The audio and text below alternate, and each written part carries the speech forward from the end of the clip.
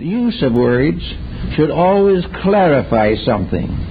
The misuse is apt to complicate something, and the abuse is usually a complete statement of negation or a harmful and destructive application of language. Welcome to Erudite Lectures. Today we have a great lecture by Manly P. Hall about a mystery to us humans. What it is, where it came from. And that mystery is language. With the lecture, language, the use, misuse, and abuse.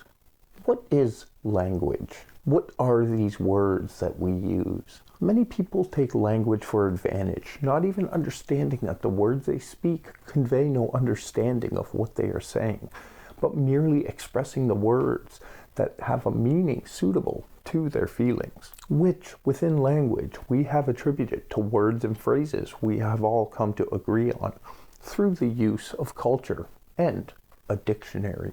But does the dictionary really tell us what these words mean? Do words even have meaning? Every definition in the dictionary will lead to another word defining its meaning. Imagine looking at a dictionary not in your native language. You could match up what words look alike, but the letters or symbols would have no meaning to your brain whatsoever. Words, alphabets, and languages are all advanced forms of symbology. Symbols which we have come to know and understand, not much different from older symbols like the language of the Egyptians with the hieroglyphic. These symbols we see, and through our upbringing, environment, and education, our brain recognizes them and knows what they mean instantly. Our world is filled with symbology that our brain senses, and in turn, we have an unexplained knowing. Language is symbols to those who understand it, and symbols are everywhere in our existence, and we choose what symbols we deem important. Symbols can be within our vision or even travel as sound through the air, like the morning chirp of a bird giving you the symbol as to what time it is. These symbols our brain remembers, and it could be a symbol as simple as a cross or even a swastika. There is much more deep-seated meaning within these symbols, which convey immediate knowledge about them. And just the plain symbol of the cross or the swastika, there could be books explaining what people see when they see these symbols. So with that short lecture of my own on language, I bring to you Manly P. Hall's Language, the Use, Misuse, and Abuse. The opening chapter of the Gospel according to John starts with the words, "In the beginning was the Word." And this term, the Word, has gone around the world in the religions and sacred teachings of nearly all of the great faiths.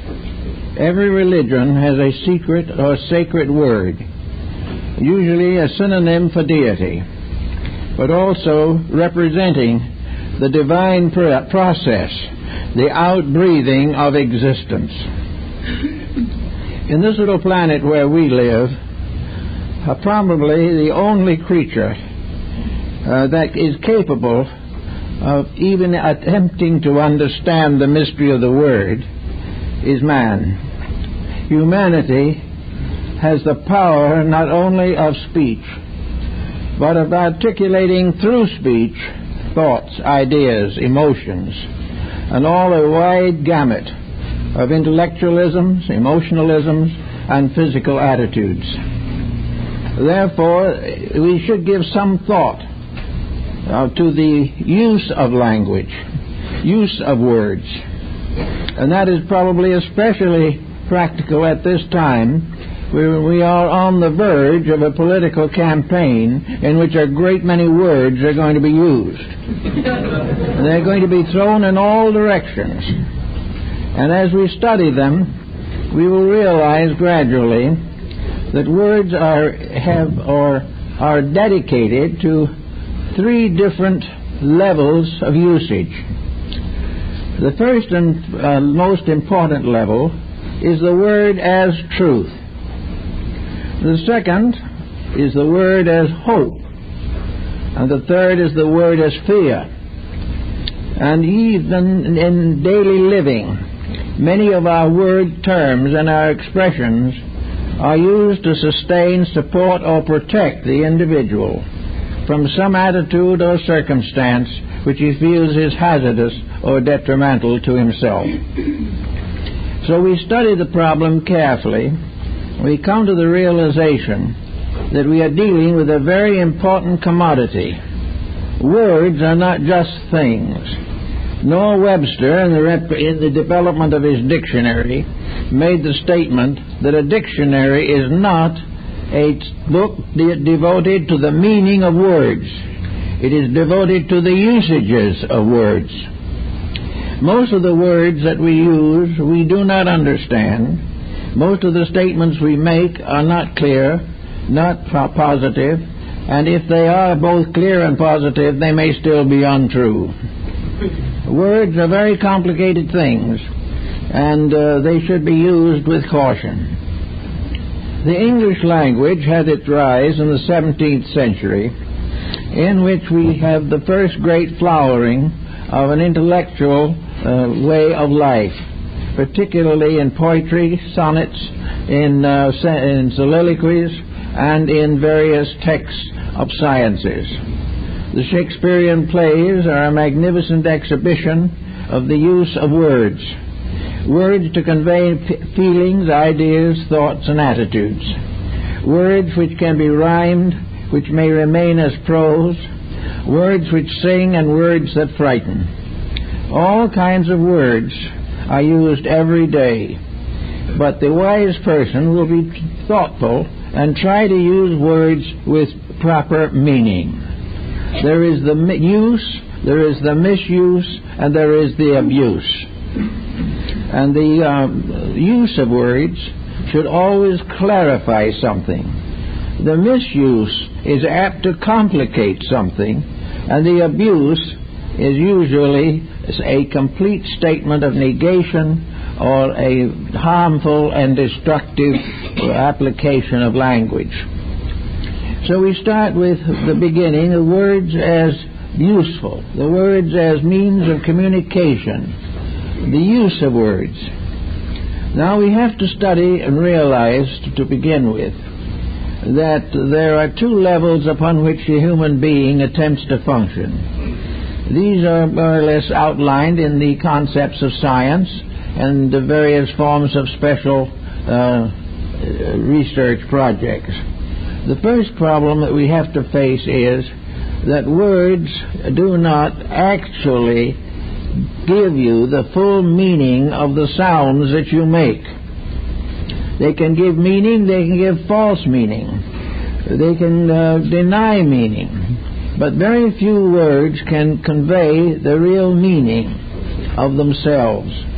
A German college professor a number of years ago kept his students in a sort of lethargy because he would not permit them to question him. He would talk to them about something and said to, "Why is this, Professor?" The professor was silent. After a long series of such experiences, the professor finally confessed the facts of life as he understood them. He said, "We can only answer the question why by substituting for it the question how. When we say why, we mean how." Now this is a simple statement of the fact that we don't know the fact.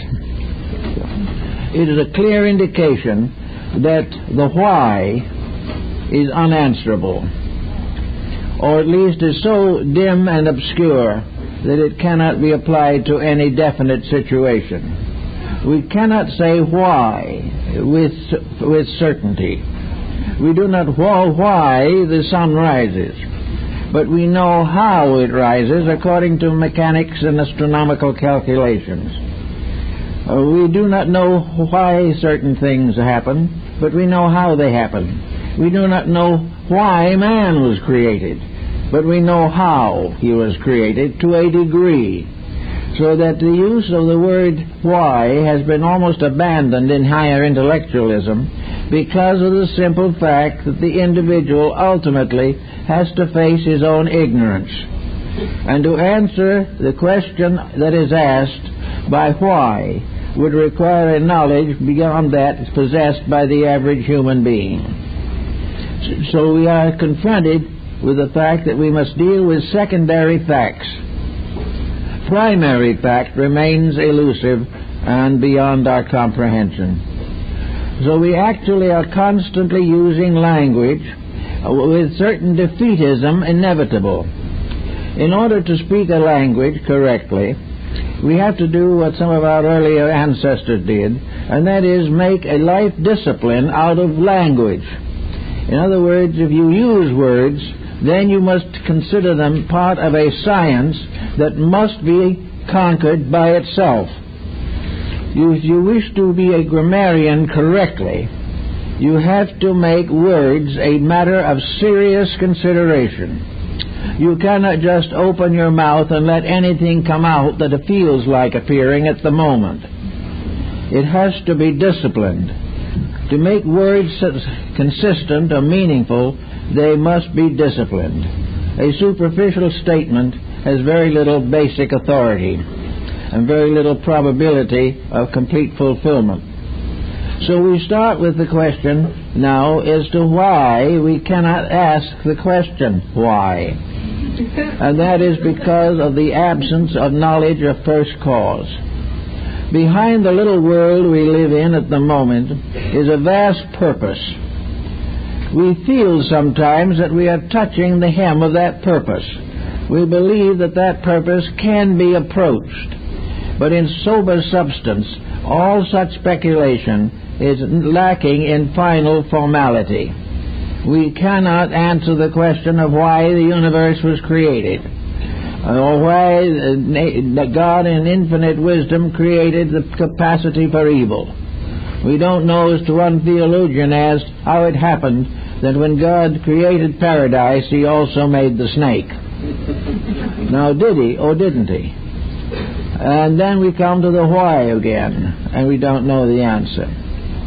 We do not know most of the answers that are in depth. And this in itself is important. It tells us something that we all should understand. We should realize that the use of knowledge is largely to discover the cause and source of things. But in our daily lives, we do not pay much attention to this. We are content to drift along on the surface, allowing the moods of the moment to control the use of words. This is not the way it should be. At school, for instance, we learn to liken words to objects. But even when we apply the word to the object, we have lost something. We have lost inner meaning.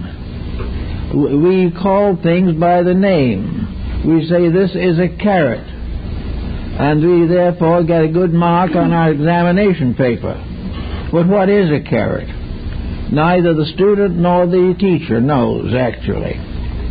It becomes merely a term to define the fact that we have accepted the language which we are studying, and that in that language this particular vegetable is a carrot.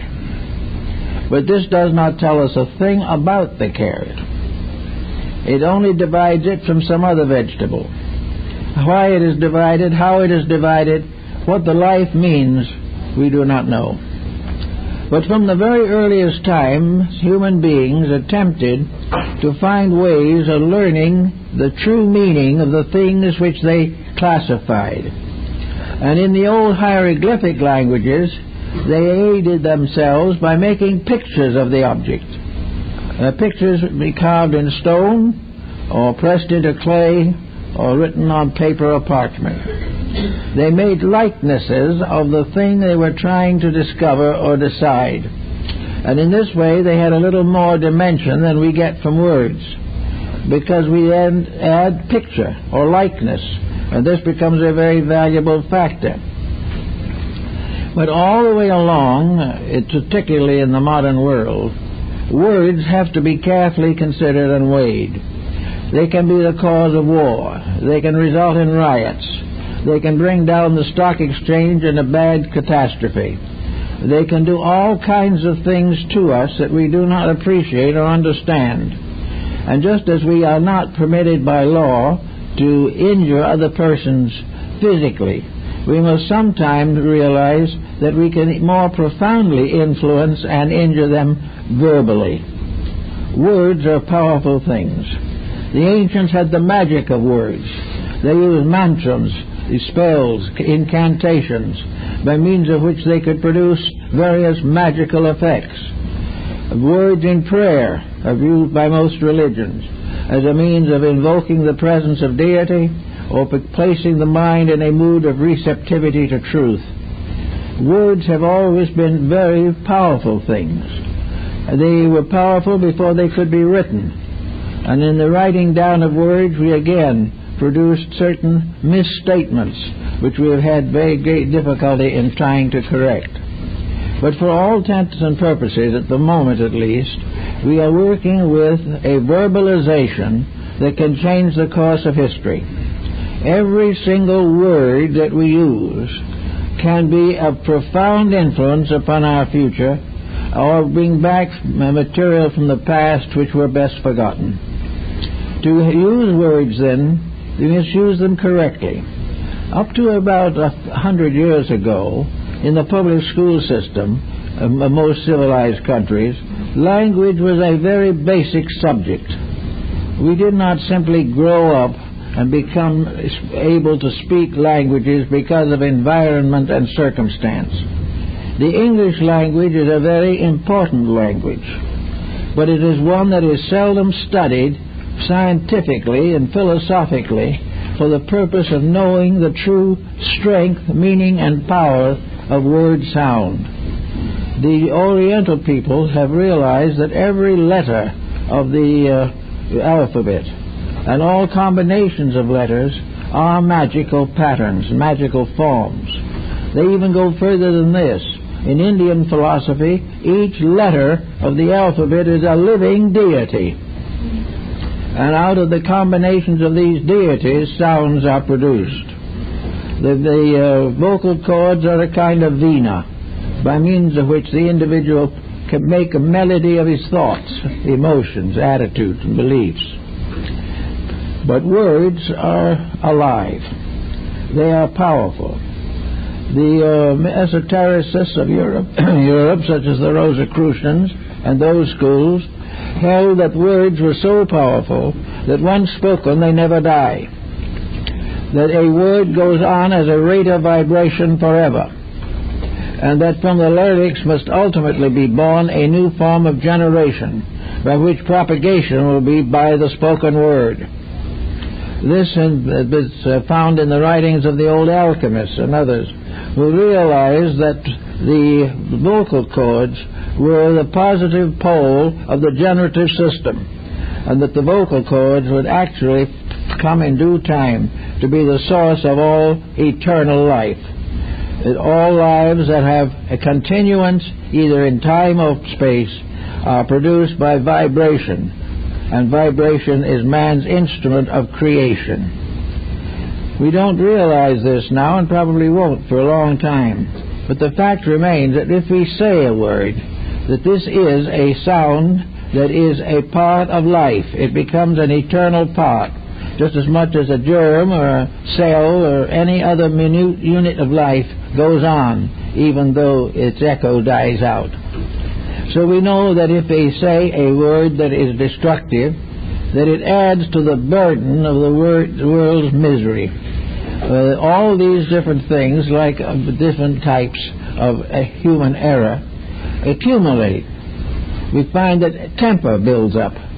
We find that all kinds of moods and attitudes become deeper and more powerful until finally, who knows, the answer is a whirlwind or a tornado. But all destructive vibrations do continue long after we do not hear them or see the consequences anymore. Everything that is negative destroys part of the harmony of life. And as long as the human being is devoted to anger, hate, fear, jealousy, he will also have to pay for these moods in sickness and misery.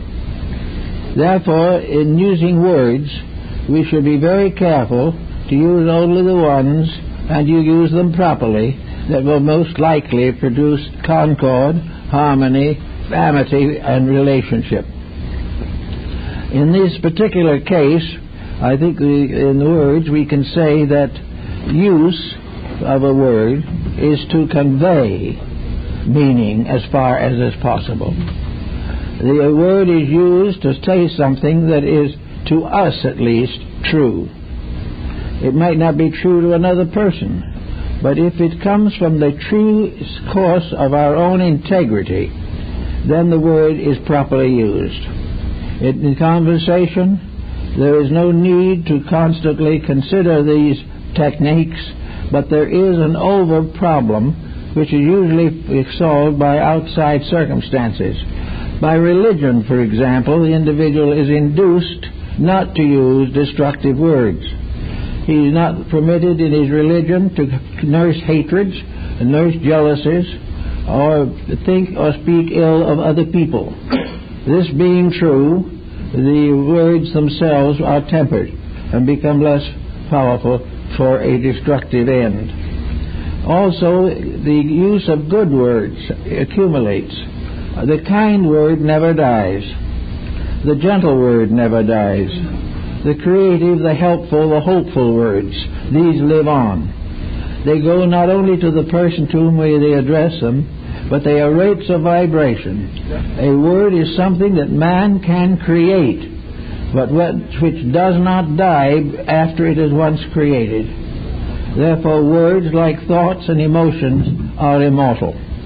They go on long after what we have suspected they stood for. And the word in itself, passing into another life, another person's life, and influences the life of that person, changes a habit, corrects a mistake, strengthens a hope, and therefore continues to be an immortal factor, not only to the person but to the generations which follow after.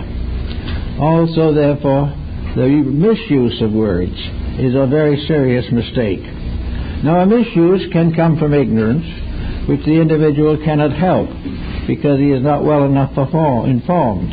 But on the other hand, if he is ignorant and he uses the wrong words and gets himself into difficulties, this should be an inducement to overcome or change the basic nature of the individual himself.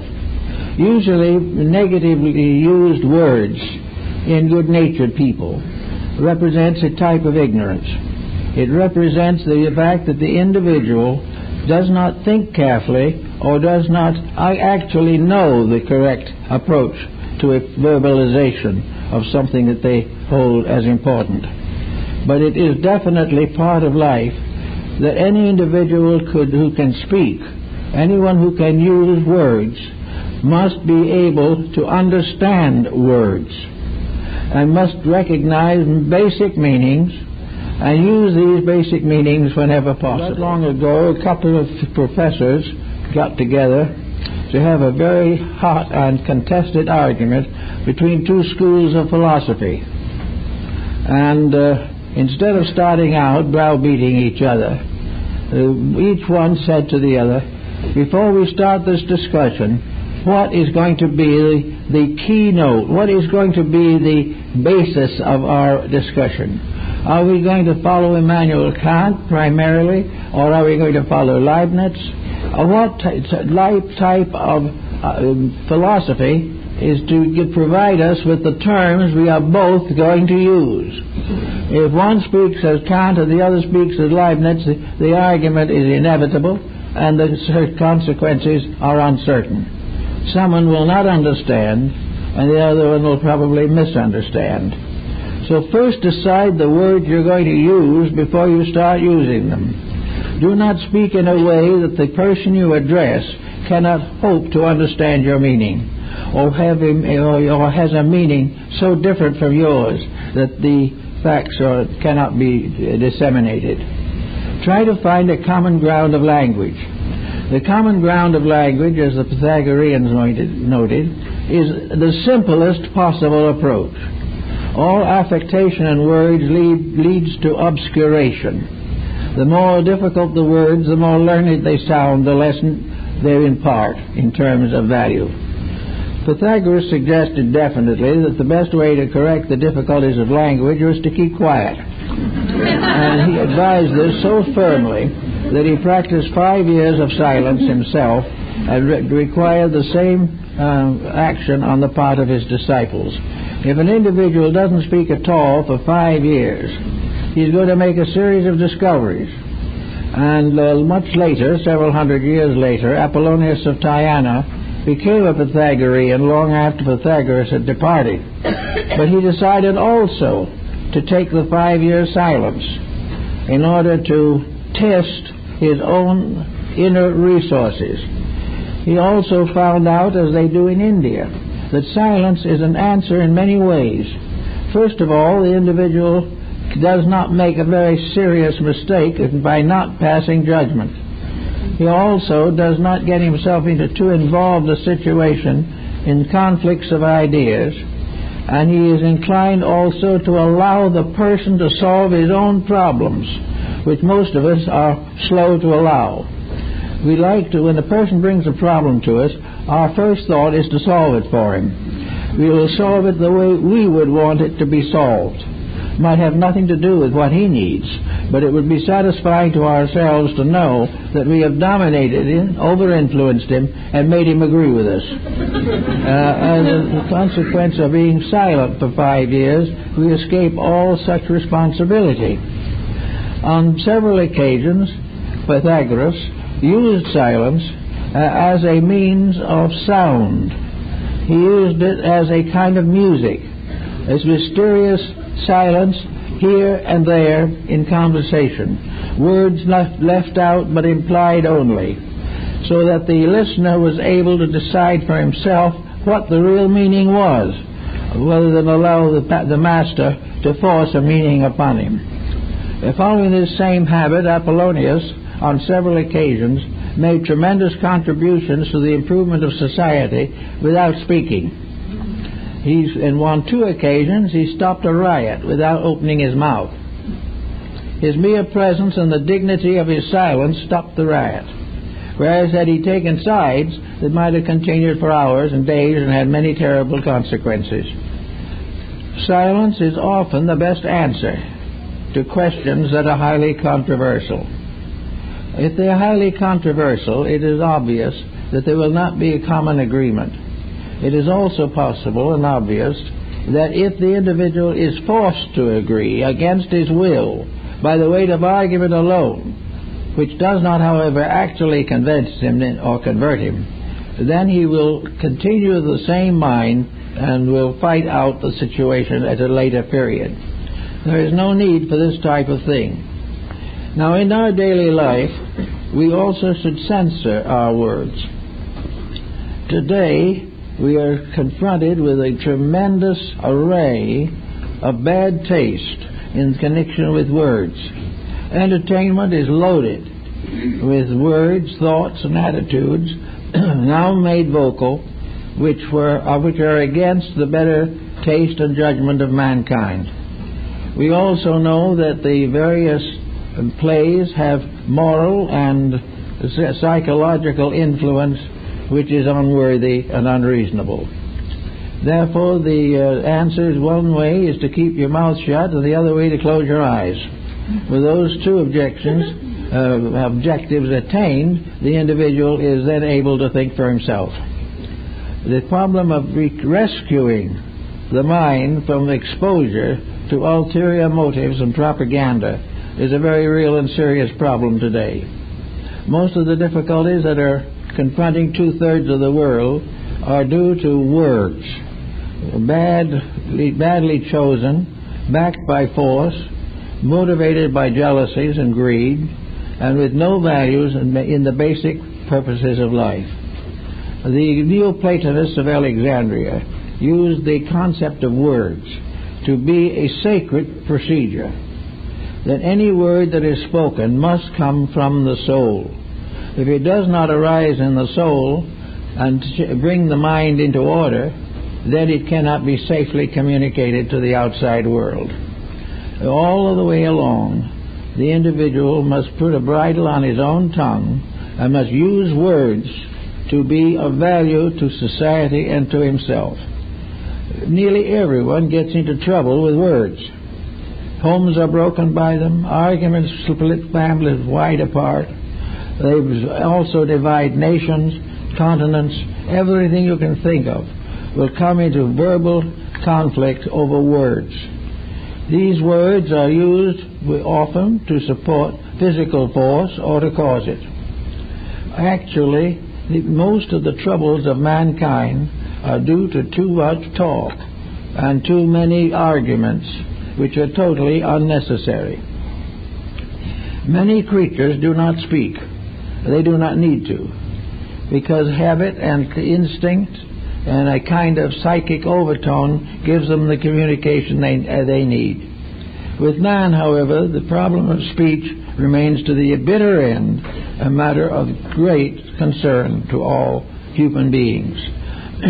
Historians, of course, use words to influence the reader, and it is generally admitted today that 90% of history is written by victors at the expense of the vanquished. We always make a villain out of the loser, regardless of the circumstances. So we have all kinds of problems in history. We take the words, we believe them, but we don't know whether they are true or not. We make truth choice on the basis of what we want or what we expect or what is in common to our present consideration. We decide that the historian is correct if we agree with him. He is incorrect if we disagree with him, when in reality the facts of the matter are seldom actually considered. Now another, we can say there's the use and misuse, and there's an abuse of words. Now, the most basic abuse of words, of course, was in the medieval and ancient times in magic, black magic. All kinds of spells and invocations came into existence for the purpose of injuring people, of destroying enemies by psychic means, the invoking of spirits, the invoking of demoniacal monsters. The whole science of necromancy was based upon spells and conjurations of words. Also, we might know that as opposed to these are prayers, which are probably the highest usage that we make of words, is to pray if our prayer is simple and honest. If our prayer is greedy, or which we are very highly selfish in our thinking religiously, then we fall back into trouble. But we may say that prayer is the white magic of words, and that necromancy, spells, and conjurations are the black magic. So that every word that we do say, regardless of what it is, has some kind of a consequence. It may be spoken to the winds, but it still has a consequence. It may be spoken in haste or at leisure, but it is still an important thing, and it is something that should not be allowed to escape the control of the will or the integrity. We find people who would never really hurt anyone who will lie about them. We know people who will gossip and who love to carry stories and things of that nature. We find others who have a tendency to downgrade anyone who is in their environment because of jealousies. We find all kinds of misuse of words to the satisfaction of negative attitudes or purposes. This is something that from the standpoint of our daily life we should give a lot of thought to, because over the telephone in the course of the day enough gossip goes back and forth to break 1,000 homes. It's not intended to do it. It's not done from complete viciousness, but it comes from the idea of communicating something not generally known and enjoying the sense of being party to a secret. In all substance, these things are wrong, and let's see, the vibratory consequences are worth considering. Suppose for a moment you have a little bit of gossip that sounds rather good to you, and you want to tell your friends about it. There are things happening inside of yourself. The first thing that might happen to you would be to question the integrity of the information. This, however, is usually passed over lightly. We assume that our friend knew. The second problem is, who is it going to help? Is the sharing of this information going to improve something, or is it going to make something worse, discredit or disparage? Usually gossip and slander hurt, but that's not where it ends. That little phrase that hurts, or the thought behind it, keeps right on living. It gradually mingles with others, and gradually we build a political situation, or build a domestic situation, or a community situation, in which values are destroyed by loose talking, or by uninformed communication. All these things add up. They don't fade away. They do not disappear into oblivion. These things keep on living, and the ancient people believed that all these little thoughts became imps. All negative things were little demons. All beautiful things were little angels. And that the individual guards himself by surrounding his life only with good things. And the good things in this case being a consciousness within himself of fairness and integrity and of forgiveness. There are many cases in which forgiveness is an important problem in vocalization. People want to be forgiven, or they may want to forgive. The effort, however, may or may not be successful. In either case, we have the person vocalizing an attitude. And this vocalization, as my old phrenologist friend, Dr. Bronson, used to say, this is an attitude that comes out of your mouth and goes into your own ear. In other words, it goes around the side of your face and goes back to you. Whatever comes out of the mouth goes back into the mind. If there is inharmony, there is cruelty, there is thoughtlessness coming out of the mouth, that will return into the brain itself, or into the mind. And the problem of the mind as a factor in communication must always be remembered. Each person, before he settles down to becoming a philosopher or going into the higher mysticism, should make a fair estimation of his own character and temperament. He should look for the problems that are difficult for him, and if he is uncertain, he may be brave enough to ask a friend or two what they think about him. This takes a great deal of courage and has broken a great many friendships, but it is still a very useful thing to do. We should be grateful for it, but we seldom are. But in any event, these things, everything in life is a motion. It is a vibration. It is a living thing that affects other living things. And therefore, thoughts are things. Words are things. The mere fact that there was no witness to what we said doesn't mean that it is not there and will remain. The witness may show up years from now, but within the individual himself, everything that he says and everything that is said to him has a life, has a vitality, has a continuance. The nagger sets up a pattern which turns against himself. Now, nature has many ways of punishing mistakes. In the most probable, common way in words and things of that nature is to punish them by getting someone else to say something unpleasant or unkind as a retort. It ends in an argument. The two individuals get locked in a debate which makes both of them ill, leaves them tired and distracted and unfit for the common responsibilities of living. We can't afford it, especially now. At this particular stage of our international relationships, words can be very dangerous. They can cause the individual to lose track of his own growth because he becomes immersed in something which he can do nothing about. It is much better to be calm, mild, thoughtful, and retain judgment and refrain from all personal animosities. We cannot afford to hate people even if they're wrong. We cannot afford to spread false rumors simply to become part of an electional procedure. These things endanger the future of nations, and they do the same thing in the private life of individuals. A little gossip and a little slander can break a home and destroy the lives of the children trying to grow up in that home. Everything that is possible in words and in thought and in action should be constructive. It must have a meaning that helps and not by meaning that hurts. It must add to something and not detract from anything.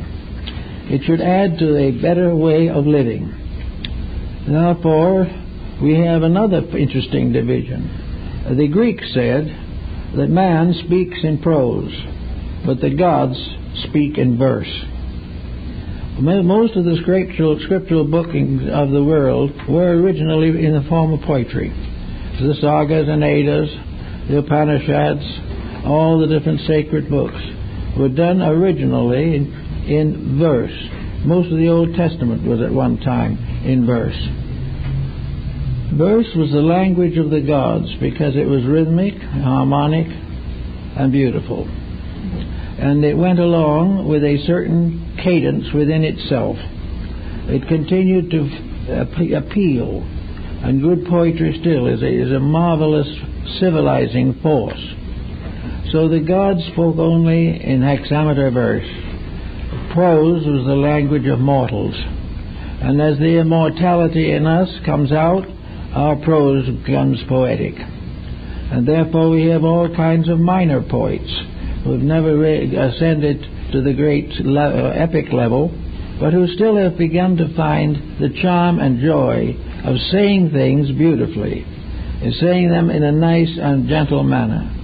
Then we have some modern poetry like modern art, which is very poor, very fretful, very brittle. This does not help. The whole problem of life, whether it's in speech or action or thought, is that which is beautiful in principle is good.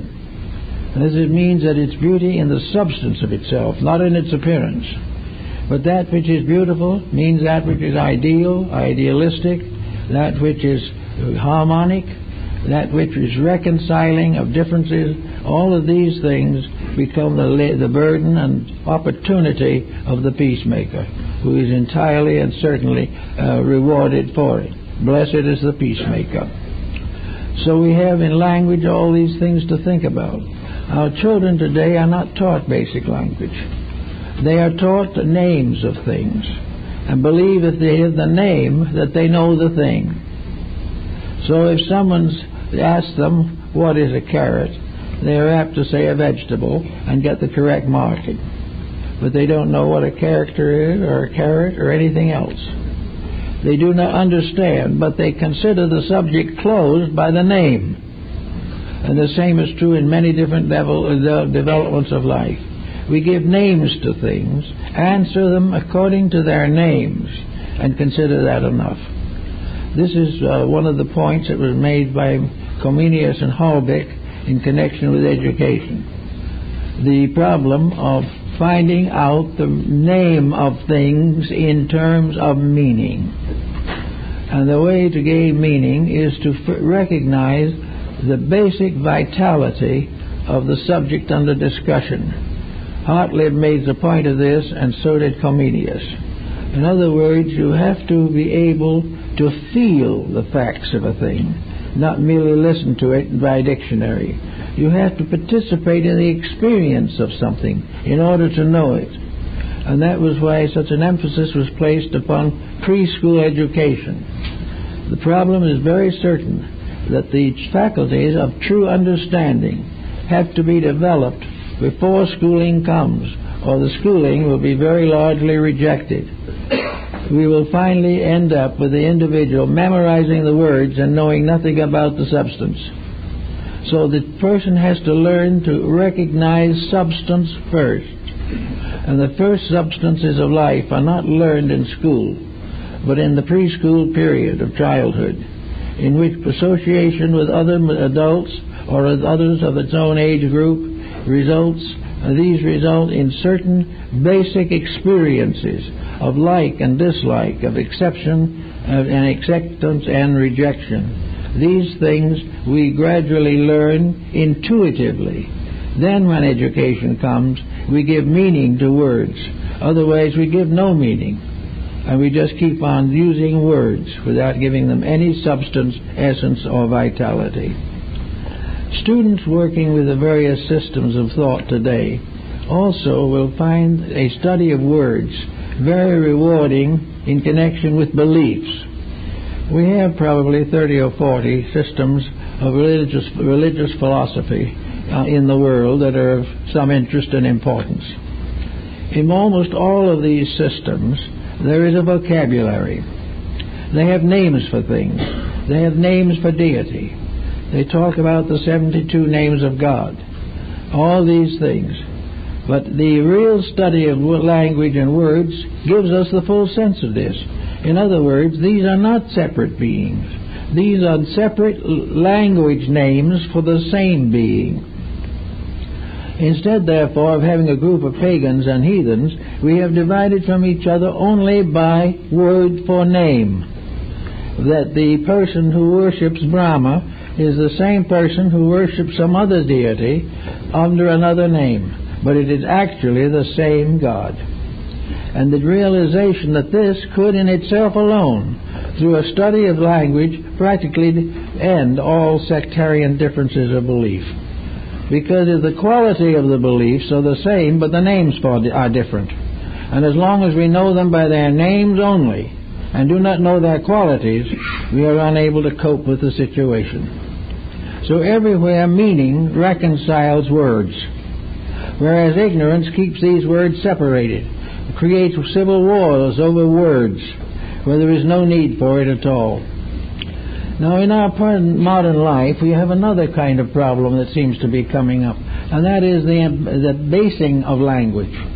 They are becoming more basal in its tonality.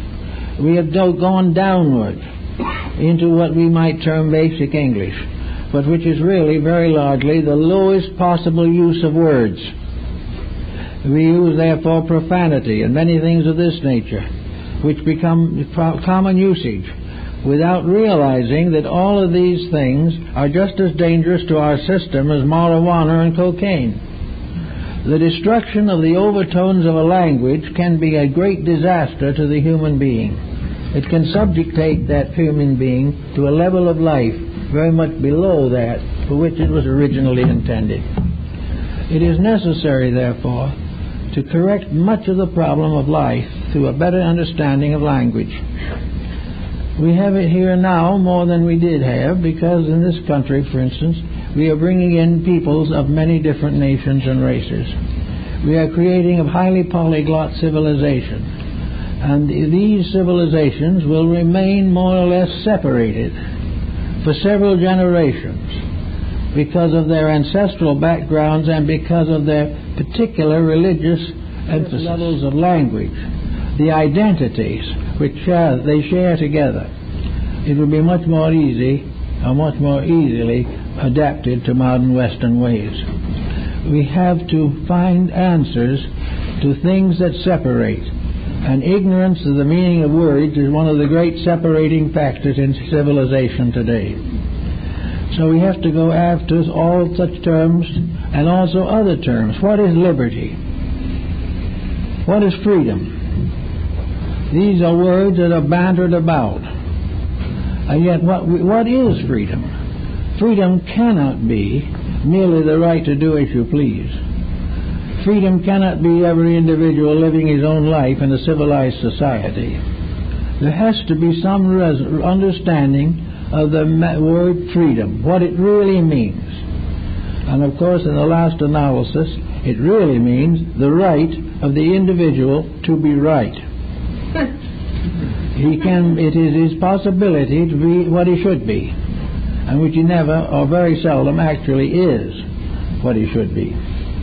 So we have liberty as the right of the person to be a decent citizen, the right to have a free understanding of the good in all things, the right to appreciate his neighbor, the right to go above differences to the great essential unities of life.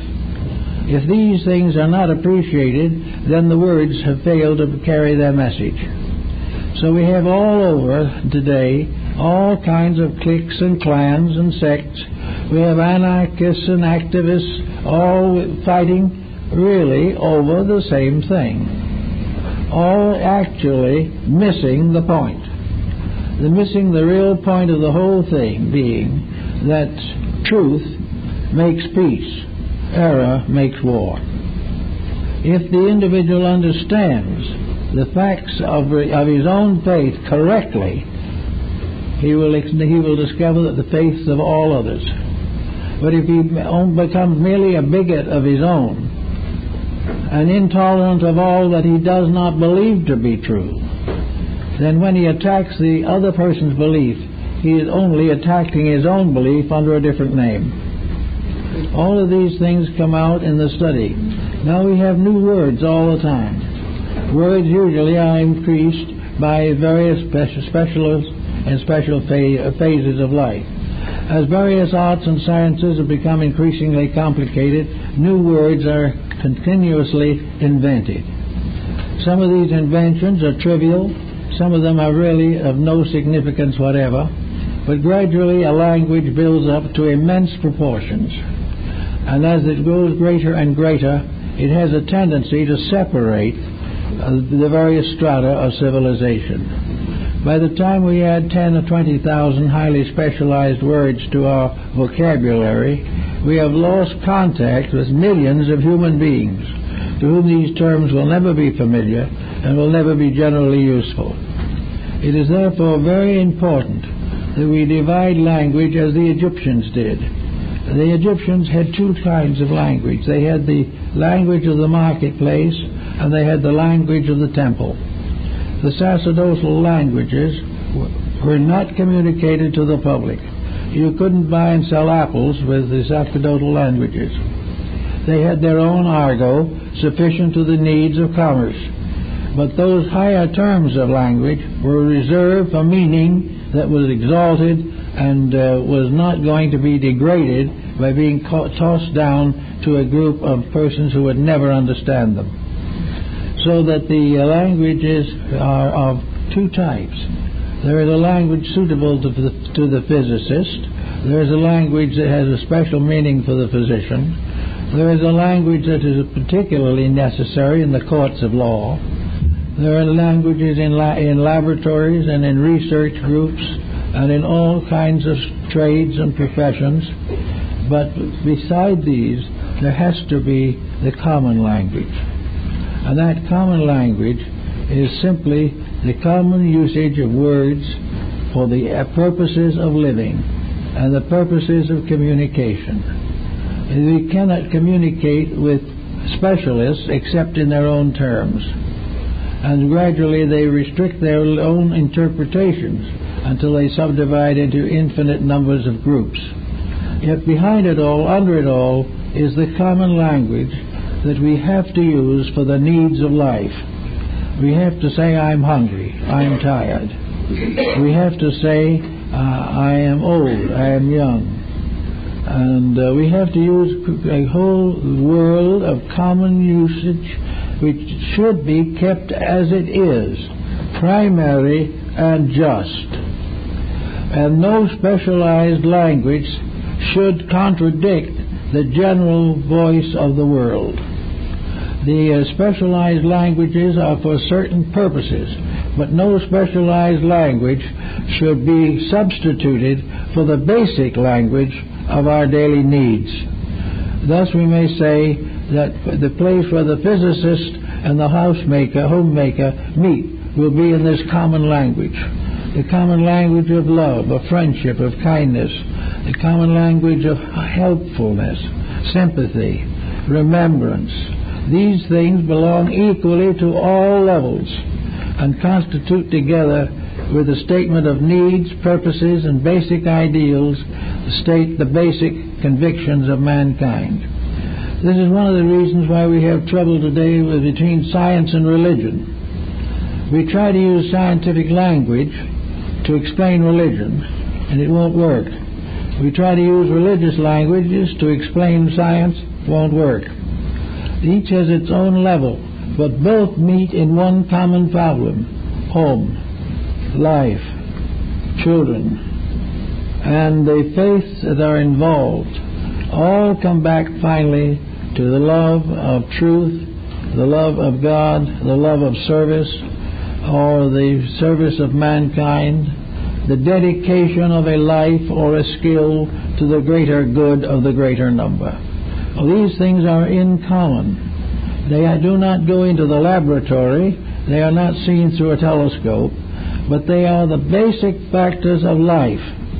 And one of the most important principles in connection with communication is to equip the young person starting out in life to face these great realities, the simple realities of life, realities that will have to survive even the collapse of great empires and various purposes and principles that we know about. We have to have a simple, natural, honest language. We have to use words that can be generally understood, and we must use them on purpose and not accidentally. And I think that 90% of our domestic difficulties would be improved, if not solved, simply by the use of the proper words. Words that are in common and in fact. Words that represent the highest type of conviction that we possess. In every country, ancient and modern, the principal foundation of international relationship has been on the religious level. It is on the level of faith, the level of veneration for good, of the Golden Rule and the Sermon on the Mount, that we have been able to find common ground for understanding and for patience and all the things necessary for daily living. Therefore, this type of language is fundamental. We should make greater use of it. We should not be lured into long words simply because they sound impressive. We should not be lured into all the adjectives and all the adverbs that come along. What we are looking for is a simple yea, yea, and a nay, nay. To do or not to do, that is the question. What we say, what we believe, what we think should be a straight statement of ourselves in the fewest possible words and in the shortest possible sentences. To get to near the facts, the more elaborate our discussion, the further we are from something. We never are able to cross the intervals as long as we allow excuse and elaborate interpretation.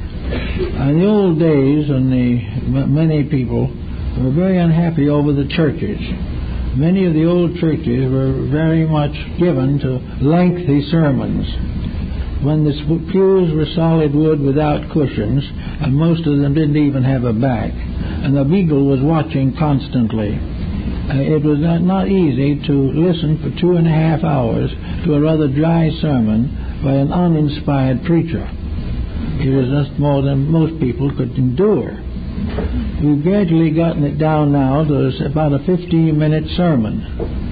This was always suitable, always proper, because it would not be the length but what was in it.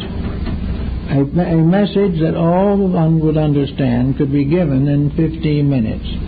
From that time on, you began to lose people. And by the time you got through with 2 hours of it, most of the meaning was lost.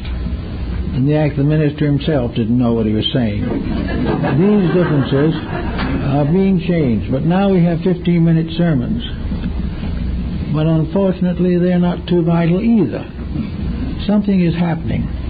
The facts of life are being constantly obscured, accidentally or purposefully. We are doing everything possible to complicate our condition so that it will be more and more difficult to understand it.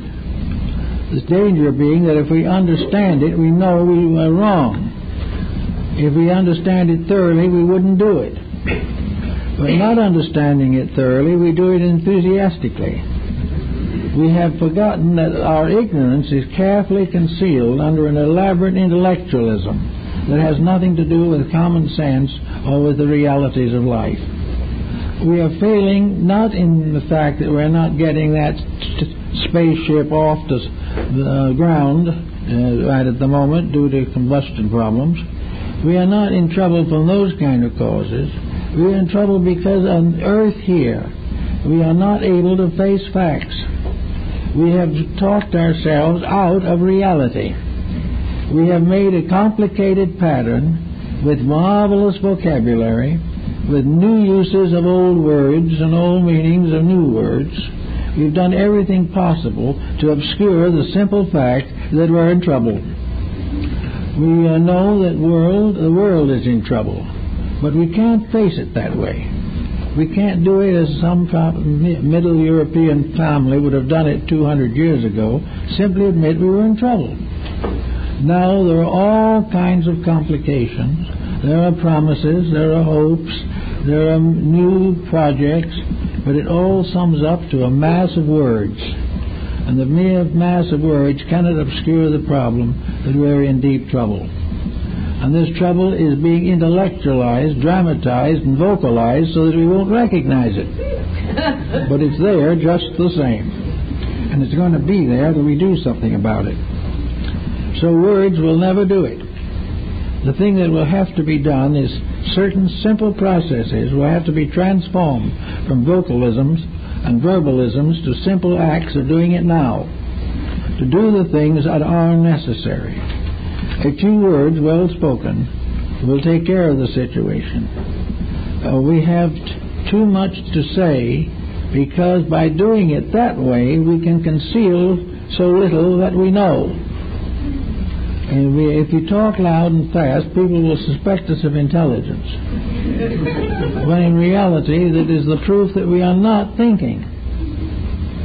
And words become the basis of the release of thoughts.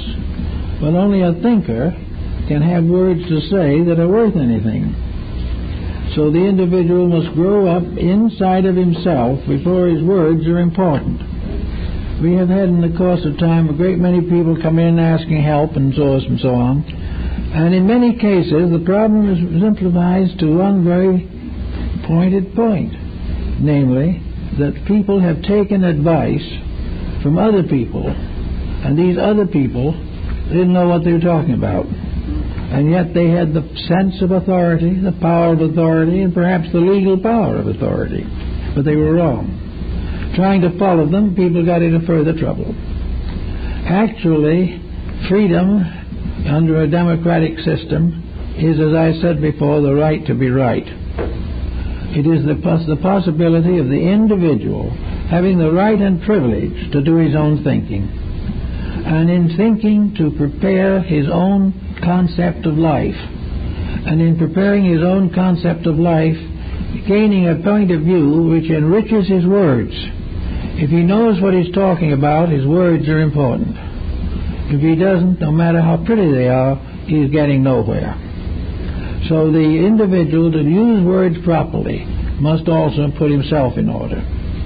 He must do the things that are necessary to prove to himself first and later to others that the advice that he gives is founded upon fact, not upon hearsay. That he is reporting things known to be true and not things that have been passed from one person to another as hearsay. We are now in the midst of preparation for another election. It's coming in the next few months, and it's part of a process. Now the process isn't wrong. No system of government is really wrong if it is honestly administered. None is any good if it is dishonestly administered. And somewhere between the honesty and the dishonesty, there is another little level called ignorance. Nobody knows what the problem is or how to solve it. But we can get a good idea from this, imagining the votive power of the country as one person, the one voter. And in that one person are all the conflicts, all the uncertainties, all the debates that we have in the great political structure. This one person has to believe something, he has to say something, he has to do something, and he is like ourselves. He is in the midst of a situation that he cannot solve simply by political process. He cannot get himself or his world out of trouble merely by electing another person. The only way we solve a problem is to go higher than the problem. We've got to do something better than we did it before. The problem of having to do it again is not important. We may do it 100 times and still be in the same trouble. Each time we search for solution, we must transcend some phase of previous ignorance. If we do not do this, we have no solution. So our problem as an individual or as a collective is to realize that problems are solved by growth and not by words. But growth in turn can become words, and when it does, it's scripture. When growth inspires words, those words are inspired. But unless words are inspired by growth, the individual is speaking better because he knows more, because he understands better. Unless these improvements are present, the words are useless. Therefore, we must, as individuals, try to solve the problems of our personal lives. We must try to grow. If we go to a psychiatrist for a consultation, we must be able to use the advice that we get constructively. If we find home problems that need solution, we have to solve them. Today, we don't bother to solve them, we walk out on them. And we walk out on them because today we are not studious. We are hoping and continually hope that we are living in the fun generation. And there's nothing very funny about what's happening. But we've got to learn to grow. And to grow, we've got to stop listening to other people and begin to do what in our own hearts and souls we know is right. If we keep on taking the advice of people who do not know either, we will all be in trouble. So we have been given a mouth to speak with. And the Greeks had a little phrase for it, that we have been given 2 ears so that we can hear. We have been given 2 eyes so that we can see. We have been given 2 nostrils so that we can breathe. But we've been only given 1 mouth because that is all we need to talk with. We do not need all. We need 6 ways of taking it in, but only 1 way of giving it out. And this is a very good rule for us to follow throughout life. But we do have to grow. And that's what I hope definitely is the goal of a reorganization, regeneration, reformation of our entire system of government and citizenship. We've got to grow. We've got to outgrow waste. We've got to outgrow dishonesty. We've got to outgrow extravagance. These things we have to conquer. They cannot be legislated because we can vote anywhere we want to and any way we want to, but we're going to do what we intended to do. Therefore, the intention must improve. We must definitely realize the value of becoming better. We can only bring peace to this world when we bring peace to ourselves. We cannot go through one divorce after another and expect the world to be beautiful. We break the rules of nature, and we write books on why we can break them. But the books don't do any good. The books in time are broken themselves. We cannot break the rules and survive. And not being able to do anything but obey and survive, we have to learn why. Obedience is a happier condition than disobedience. And if we really want to be in a fun generation, if we want to live in a world of joy, we have to live right. That is the only thing in which the fun will never go bad. Otherwise, we will have fun for a day and misery for a lifetime. So we've got to watch our reading matter. We never had as many books published on various subjects, particularly fiction, as we have today. In the old times, writing and publishing a book was a world event, and only the choicest things were issued. Today we are for printing and publishing an infinite variety of material. Some of it is good. Some of it is passable. A lot of it is worthless. Out of all this mass of publishing and so forth, we gain our intellectual life. We gain our attitudes towards living, towards thinking, and towards all the personal factors of existence. We live by the examples of these books. We see them on television screens, we read them in books, and we see them in the neighborhood. And out of these things we definitely create our ethics.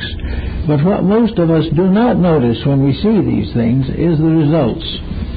We don't see the misery that is the result of breaking rules. We hear an elaborate discussion of what to do, and when we try to do it, we're nowhere. We also have to realize that words can be treacherous. They can sound well and do nothing. And many, many products are sold on worthless words. We have them in written advertising, we have them in television announcements, and we have them on the printed page. These things may be very appetizing and inviting, but they're not true. We are constantly breaking the rules because we believe what we read or what someone says. And sometimes what someone says simply cannot be believed. And in religion and morality and ethics, this is especially true. We have to have the personal integrity of choice. The individual will have to read or listen to the right things if he wants to get himself put into proper shape. He will have to recognize the discipline he needs. He has to recognize that the only way in which he can get out of his own troubles is by correcting his own mistakes, and that anything that hurts others or hurts himself must be corrected. It cannot be allowed to be misunderstood indefinitely. And there is no way in which any individual, by a formula or a mantra or a symbol or some kind of a fetish, can change his disposition. He cannot escape the consequences of his actions except by correcting himself. We are gradually learning this, but it's the hard way. We can never be tyrannical and happy. We can never be fanatical and peaceful. Each thing has to be corrected in ourselves. And in so doing, we develop a new vocabulary. We begin to use words differently. We use words to support and defend principles. Not that they're really needed, but it seems nice to do it. And we no longer will use words simply to support and sustain what we do wrong by quoting somebody else who did it wrong. These things have to change. There has to be a new order of life for us all. And this new order of life will mean a complete cleaning up of the dictionary and the vast accumulation of spoken and written word. The time has come when we'll have to use discrimination. We will have bad literature as long as we buy it. When we stop buying it, we won't have it. The same is true of our television entertainment. We will have just what we deserve or what we demand. When we demand what is right, we will get it. It isn't the case merely that we are being exploited by somebody who should do better. The person who is exploiting us doesn't know any better either. The real thing is both the exploiter and the exploited, by growing up, are mutually corrective of each other. We've got to learn more. And we've got to be careful in taking the words that are spoken around us and make sure that the words are not propaganda for some type of falsehood. We've got to not expect something for nothing. We've got to stop looking for bargains. We've got to stop believing we can talk our way out of our problems and settle down to the quiet, substantial process of growing. There is nothing really that matures us like growing up. And growing up does not necessarily mean frustration. It means an individual capable of administering his own life with dignity. and in the same way having a greater happiness and a greater security and a greater usefulness in the community. Cooperation here is a life of trade. Competition is its ruin.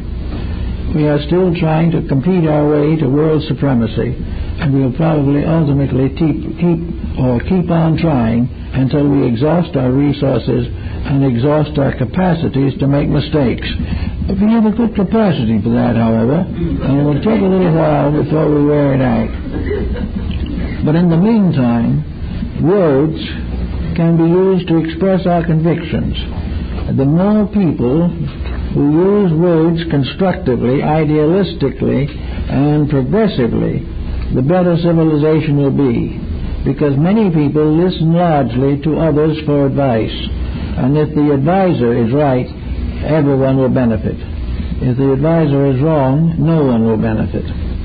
So in using words, we must remember the advice of Alice in Wonderland, where she says definitely, where you overwork words, you must pay them a little extra.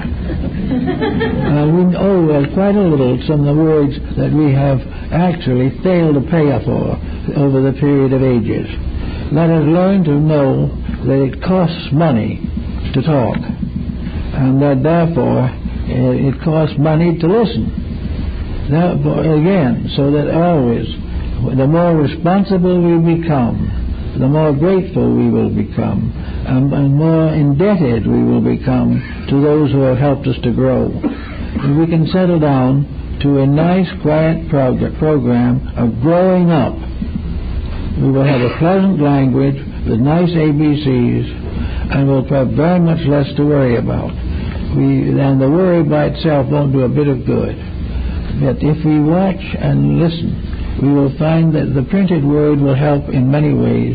The written word, particularly by personal example, will be very beneficial. And the great words of the ages, the scriptures that we have all learned to love and admire, will have their full effect upon us. We will be gentle, quiet, happy people, and we will have a simple philosophy of life that we can share and communicate with dignity.